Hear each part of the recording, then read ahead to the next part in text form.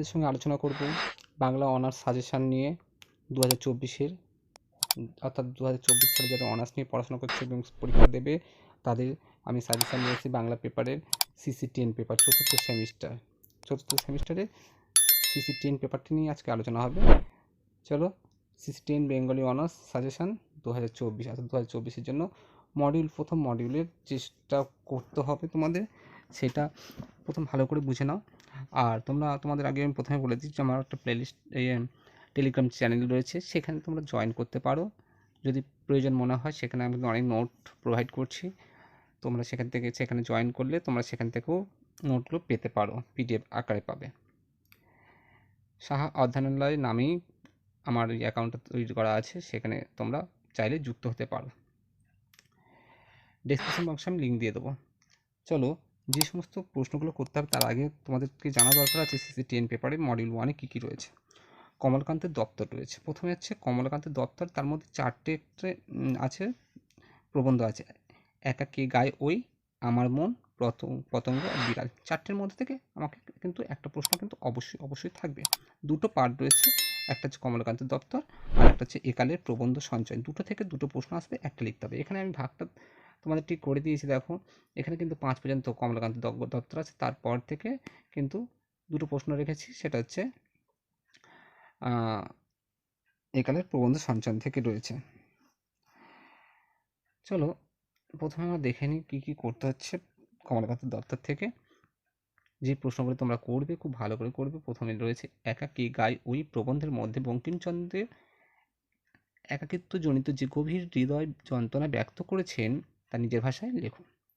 দ্বিতীয় প্রশ্ন হচ্ছে পতঙ্গ প্রবন্ধের মধ্যে একটি গভীর দার্শনিক তত্ত্বকে রূপকের আশ্রয়ে কী রূপে প্রকাশ করা হয়েছে তা বিস্তারিত আলোচনা করো।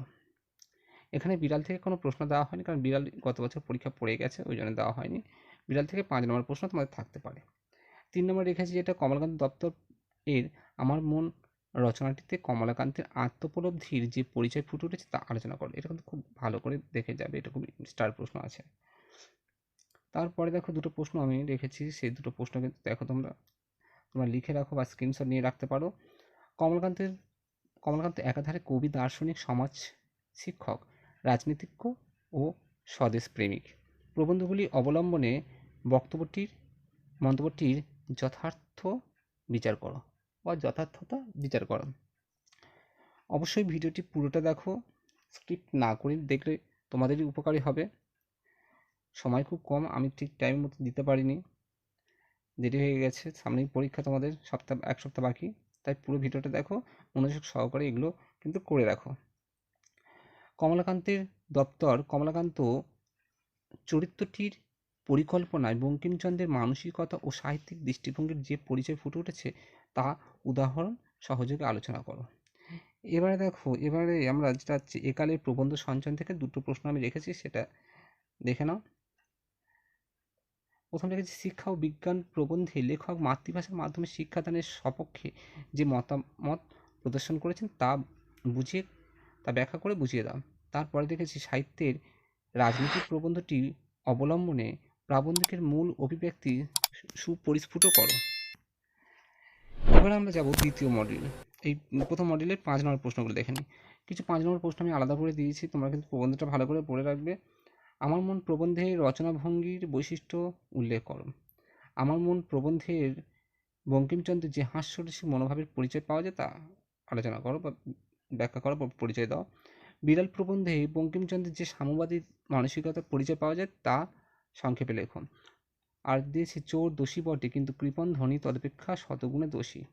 মন্তব্যটির তাৎপর্য বিচার করো। 5 নম্বর থেকেই 10 নম্বরের প্রশ্ন থেকেই কিন্তু 5 নম্বরেও হতে পারে এবং লাইন তুলে প্রশ্ন হতে পারে, সেই জন্য প্রবন্ধগুলো পড়ে রাখবেন প্রত্যেকে।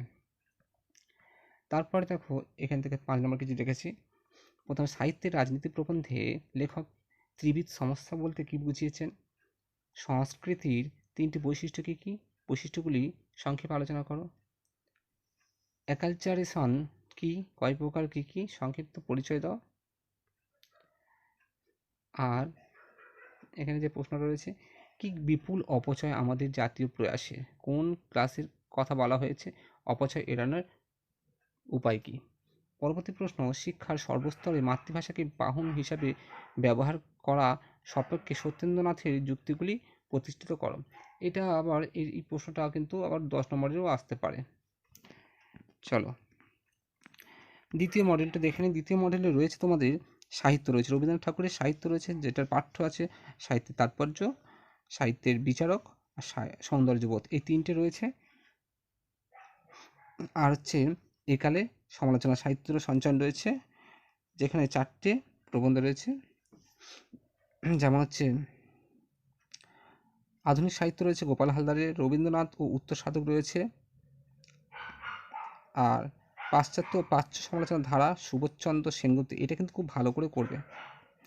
আর উপন্যাস ও সমাজ বাস্তবতা,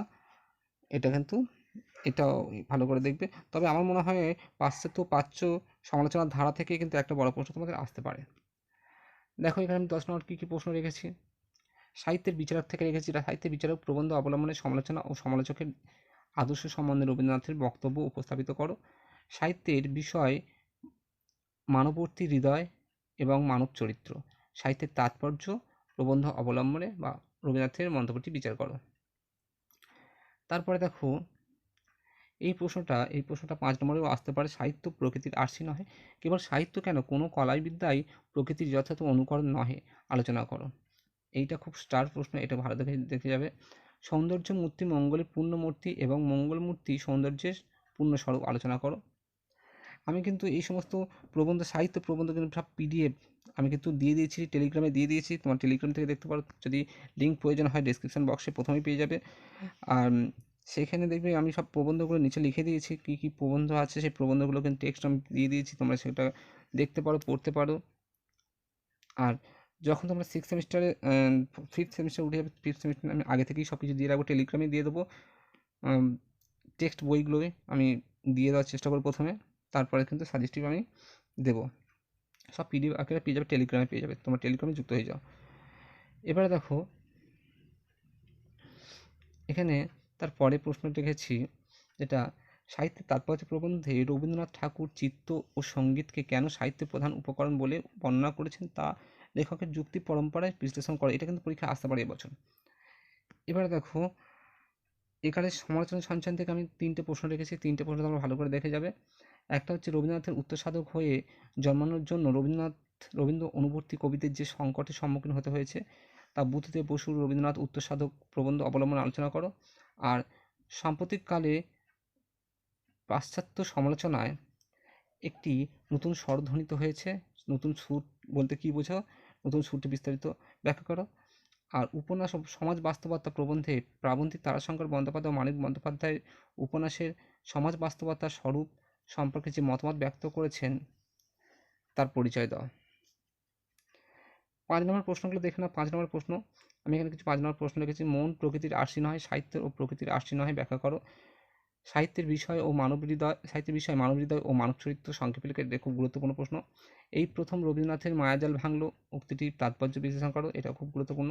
মানব সত্য নিয়ে আধুনিক সাহিত্য, এটা কিন্তু পরীক্ষায় আসতে পারে। মানব সত্য নিয়ে আধুনিক সাহিত্য প্রবন্ধ অবলম্বনে সংক্ষেপে বুঝিয়ে দাও বিষয়টি।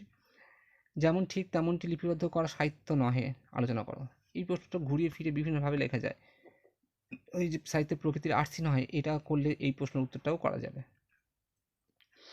আচ্ছা, এবার মডেল 3, তৃতীয় মডিউলে কি 10 নম্বরের প্রশ্ন আমি রেখেছি ছিন্নপত্র বলি তোমাদের রয়েছে, শুধুমাত্র ছিন্নপত্রগুলো একটু ভালো করে, প্রত্যেকটা পত্র কিন্তু বিষয়সমূহ কিন্তু আলোচনা করে যাবে, একটা কিন্তু কমন পড়বে পত্র থেকে, কারণ 5 নম্বর প্রশ্ন তো এমনিতেই একটা থাকবে, যে কোনো একটা পত্র কিন্তু আলোচনা করতে বলবে।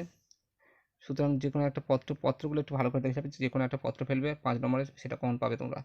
ছিন্নপত্রে পর্বে নদীপথের ও গ্রাম্য সংসারের বহু দৃশ্য ও ঘটনা ছোট গল্পের রূপ নিয়েছিল, বিষয়টি বিশদ আলোচনা করো।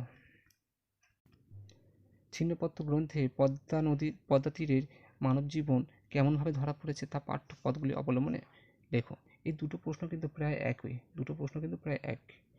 পরবর্তী প্রশ্ন, ছিন্নপত্র সাহিত্য হিসাবে কতটা সার্থক, আলোচনা করো। ছিন্নপত্রকে চিঠি না বলে ডায়েরি বলা যেতে পারে, যুক্তিসহ আলোচনা করো। ছিন্নপত্রে তোমার পাঠ্য পদগুলি অবলম্বনে বিশ্ব প্রকৃতির সঙ্গে কবির নিবিড় সম্পর্কে যে পরিচয় পাও তার শরৎটি পরিস্ফুট করো। এবার 5 নম্বরে দেখো, এবারে 5 নম্বরে লিখেছি, ছিন্নপত্রে পাঠ্য পদগুলির মূল বক্তব্য আলোচনা করো। এই পাঠ্য পদগুলির মধ্যে 18 নম্বর পদ, 30 নম্বর, 64, 67, 77, 81, 108, 102ও পদ আছে, সেটাও দেখে যাবে। 102 নম্বর পদটাও দেখে যাবে। এই পদগুলো কিন্তু খুব ভালো করে দেখে যাবে। এই পদ থেকে কিন্তু একটা কমন পড়বে, 5 নম্বরে কমন আসবে। তারপরে দেখো, ছিন্নপত্র আকারে চিঠি কিন্তু প্রকারে রবীন্দ্র মনের আয়না। খুব গুরুত্বপূর্ণ প্রশ্ন এটা।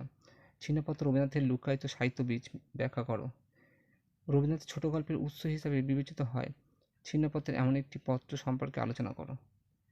মানুষের মনখানা ঠিক এই প্রকাণ্ড প্রকৃতির মতো রহস্যময়। প্রসঙ্গ উল্লেখ করে বিশ্লেষণ করো। এই ছিল আজকের পুরো সম্পূর্ণ লাস্ট মিনিট সাজেশান। তোমরা প্রত্যেকটা একটু দেখে যাও, তোমাদের তো টিচাররা তোমাদের দিয়েই দিয়েছে, সেগুলো একটু মিলিয়ে নাও কোনগুলো একটু ইম্পর্টেন্ট। সবগুলো দেখে যাও, টেক্সটগুলো একটু পড়ে যাও, তাহলে নিজের থেকে তোমরা লিখতে পারবে। আর যদি কোনো টেক্সট বুক বা সাজেস্টিভ উত্তর প্রয়োজন হয়, অবশ্যই টেলিগ্রামে যুক্ত হয়ে যাও। টেলিগ্রামে আমি দিয়ে দিচ্ছি, ধাপে ধাপে দিচ্ছি, সঙ্গে থাকো। সবে নতুন চ্যানেলটি খুলেছি, তোমরা সঙ্গে থাকো, তাহলে আস্তে আস্তে চ্যানেলটি কিন্তু বড় হয়ে যাবে। আশা করি তোমাদের উপকারে লাগবে। ভালো থেকো, লাইক কমেন্ট করো, সঙ্গে থেকো, ভালো থেকো সবাই।